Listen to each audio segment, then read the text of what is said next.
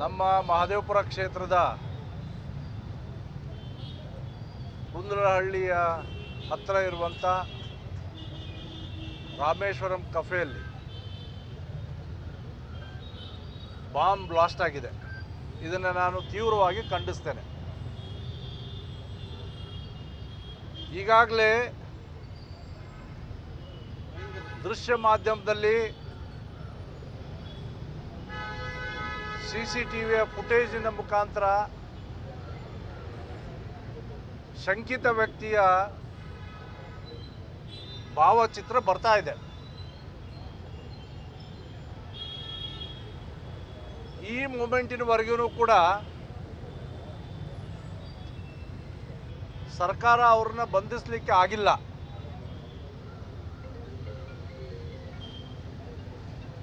ಆಡಳಿತದಲ್ಲಿ ಶಿಥಿಲತೆ ಇದೆ.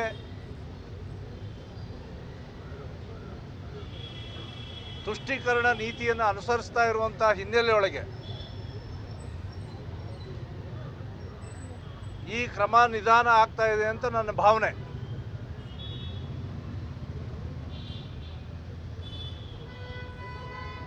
ಬೆಂಗಳೂರಿನಲ್ಲಿ, ಅದು ವಿಶೇಷವಾಗಿ ಸಿಲಿಕಾನ್ ವ್ಯಾಲಿಯ ಮಹದೇವಪುರದಲ್ಲಿ ಈ ಘಟನೆ ಮಾಡಿರುವಂಥದ್ದು ಭಯವನ್ನು ಹುಟ್ಟಿಸೋದಕ್ಕೆ.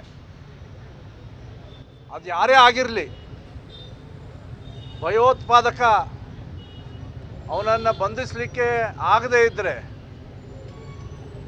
ಸರ್ಕಾರದ ಸಂಪೂರ್ಣ ವೈಫಲ್ಯ ಅಂತ ನಾನು ಭಾವಿಸ್ತೇನೆ. ಈಗಷ್ಟೇ ನಾನು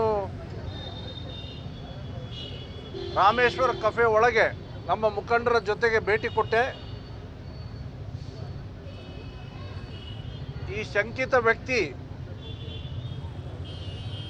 ಅವನು ತಿಂಡಿ ತಿನ್ನಕ್ಕೆ ಕೂತಿರೋ ಜಾಗ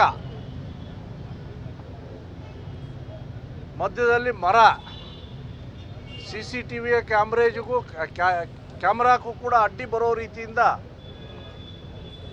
ತನ್ನ ಬಗ್ಗೆ ಮಾಹಿತಿ ಸಿಗಬಾರದು ಅನ್ನುವಂಥ ಎಚ್ಚರಿಕೆಗಳನ್ನು ವಹಿಸಿ ಕೂತಿದ್ದಾನೆ. ಅಂದರೆ ಅವನು ಇಲ್ಲಿ ನಿರಂತರವಾಗಿ ಬರ್ತಾ ಇದ್ದವನು ಅಂತ ಅರ್ಥ ಆಗತ್ತೆ.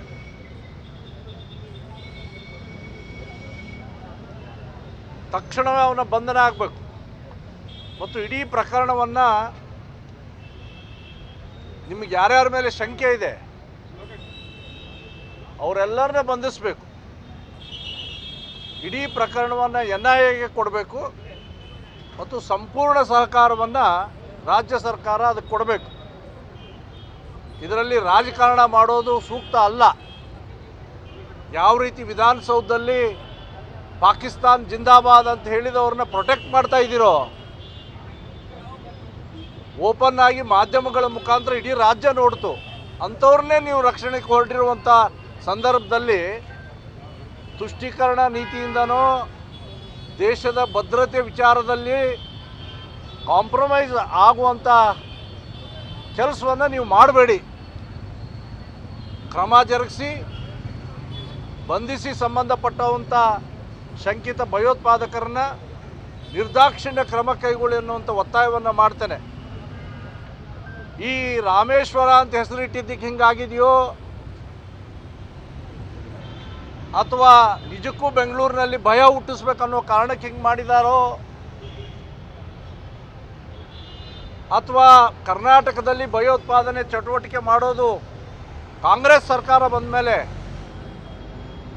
ರಾಜಾರೋಷವಾಗಿ ಮಾಡ್ಬೋದು, ಮಾತಾಡ್ಬೋದು ಅನ್ನೋ ಮಟ್ಟಕ್ಕೆ ನೀವು ಆಡಳಿತ ನಡೆಸ್ತಾ ಇರೋ ಕಾರಣಕ್ಕೆ ಆಗಿದೆಯೋ ಗೊತ್ತಿಲ್ಲ. ನಿಮ್ಮ ಹೆಸರಲ್ಲಿಯೂ ರಾಮ ಇದ್ದಾನೆ, ಮುಖ್ಯಮಂತ್ರಿಗಳೇ, ಉಪಮುಖ್ಯಮಂತ್ರಿಗಳೇ, ನಿಮ್ಮ ಹೆಸರಿನಲ್ಲಿ ಈಶ್ವರ ಇದ್ದಾನೆ, ಗೃಹ ಸಚಿವರೇ, ನಿಮ್ಮ ಹೆಸರಲ್ಲಿ ಈಶ್ವರ ಇದ್ದಾನೆ. ಬರೀ ಬಿಲ್ಡಿಂಗ್ ಅಟ್ಯಾಕ್ ಆಗಿದೆ, ನಾಳೆ ದಿವಸ ನಿಮಗೂ ಅಟ್ಯಾಕ್ ಆಗ್ಬೋದು. ಈ ವಿಚಾರದಲ್ಲಿ ಕಾಂಪ್ರಮೈಸ್ ಆಗಬೇಡಿ, ನಿರ್ದಾಕ್ಷಿಣ್ಯ ಕ್ರಮ ಕೈಗೊಳ್ಳಿ ಅಂತ ಒತ್ತಾಯವನ್ನು ಮಾಡ್ತೇನೆ.